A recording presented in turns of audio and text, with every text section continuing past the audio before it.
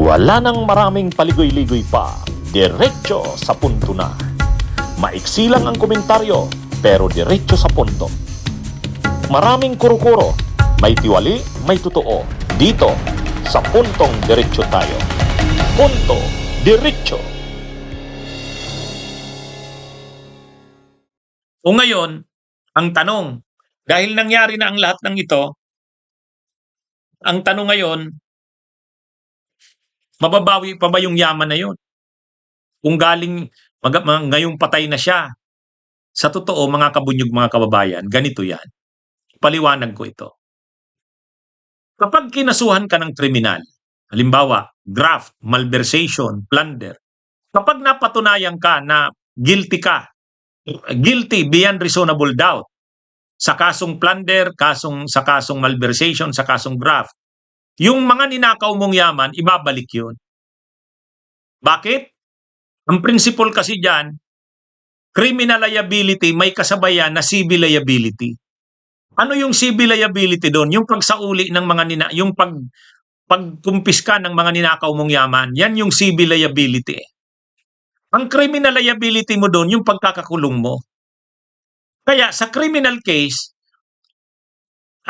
lagi yan, sa criminal case, yung mga ninakaw na yaman, kasabay niyan, pag nakonvict ka sa kasong kriminal, guilty ka beyond reasonable doubt, kasabay niyan, yung mga ninakaw mong yaman, kukunin yan ng gobyerno. Kasi nakaw na yaman yan.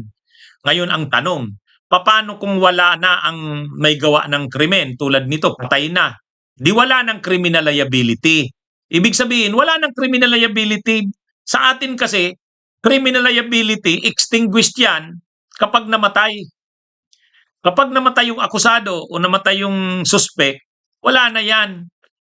Bakit? Ang criminal liability, nandun yan sa tao eh. So wala na. So pagdating sa criminal liability, wala na yan. Paano ang civil liability? May tinatawag tayong civil forfeiture cases. Civil forfeiture cases. Ang civil forfeiture, wala diyang pakialam doon sa may gawa ng krimen. Kasi patay na yun eh. Ang hahabulin na lang dyan ng gobyerno, yan bang mga yaman na yan na nandyan ngayon sa pamilyang naiwan niya, asawa, anak, o doon sa mga pinaniniwalaang mga kakilala, kaibigan, or sinasabi nga yung may karelasyon daw, yung Sanchez. Kapag pinapatunayan yan na yung mga yaman na yan na napunta sa mga anak, sa pamilya, sa asawa, wala namang ganyang kapasidad silang magkaroon ng ganun kalaking yaman, kukunin yan ng gobyerno. Civil forfeiture ang process niyan. To clarify lang, on the criminal liability, syempre patay na po siya, hindi na po tayo pwedeng mag-seek ng criminal liability from her part, but the civil forfeiture, pwede pa rin po. Yes, oo. The civil forfeiture, yung civil liability po niya will stand despite the extinguishment of her criminal liability individually. Kasi ang question po ng tao, so ano yun? Absuelto na lang siya, ganun-ganun na lang. Wala na bang pagkakataon na yung restitution, for example, yung meron, syempre ngayon may mga ari-arian siya, may possible pa ba yun na mabawi ng gobyerno? Sa pag-aaral po natin ng batas, alam natin na yung kamatayan ng isang akusado or posibleng akusado extinguishes criminal liability. Pero batid din naman natin na hindi naman ito nag-extinguish doon sa iba pang posibleng yung civil forfeiture, other civil liability. Kaya patuloy pa rin yung paghahabol ng pamahalaan at kailangan lang natin dumaan sa proseso, mapatunayan yung mga ibang posibleng liability. Pero yung criminal liability, talaga sa ilalim ng ating batas at umiinog na mga desisyon ng Supreme Court, extinguish talaga siya. Extinguish siya upon death of the accused. Kaya ano ito? Mayroon pa ring proseso niyan, civil forfeiture. Mas madali pa nga ang civil forfeiture cases sa criminal cases. Kasi sa criminal cases, ang kailangan mo dyan, guilt beyond reasonable doubt. Ang kailangan mo dyan, guilt beyond reasonable doubt. Beyond reasonable doubt. Sa civil forfeiture, Ano lang yan? Civil case yan eh.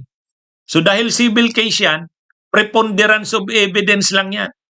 Pag may nakitang sapat na ebidensya, kukunin ng gobyerno yan. Civil forfeiture proceedings yan. Kaya hindi pa rin ligtas yan. Kaya kung kaakalain ng pamilya na patay na si Yussi Cabral, parang yung yaman na kung mayroon mang katago sa kanila dyan, nakapangalan sa asawa, nakapangalan sa anak, nakapangalan sa kapatid.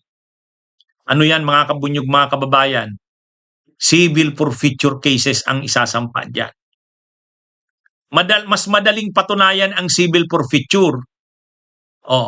Kasi sa civil forfeiture, hahabulin lang yung mga yaman na yan.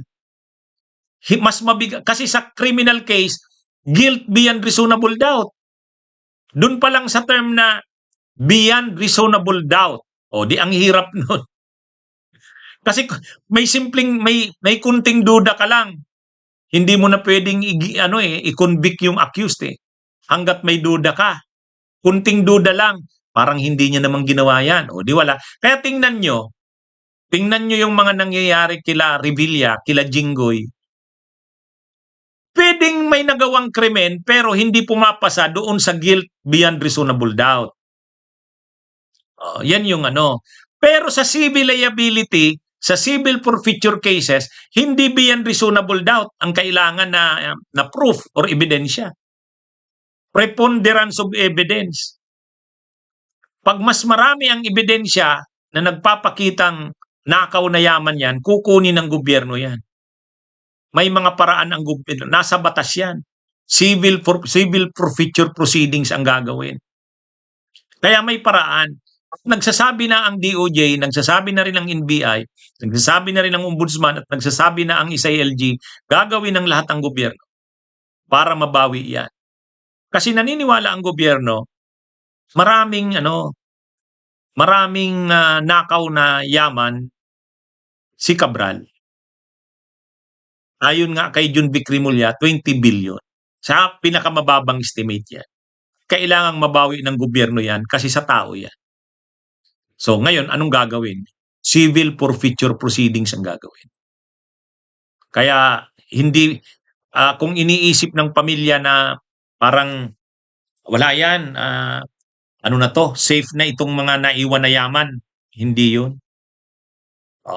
Kaya mga kabunyog, mga kababayan, hintayin natin ang mga susunod na mangyayari dito.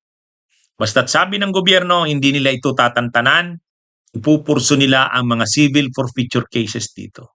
Tama lang naman. Okay, mga kabunyog, mga kababayan, mabuhay po tayo. Magandang araw sa inyong lahat. Bunyog, halikan na kasama ka. Bunyog, kapag buklod ay may pag-asa. Luzon, Visayas, Mindanao, isa ang pananaw. Sa bagong Pilipinas ang bunyog isisigaw.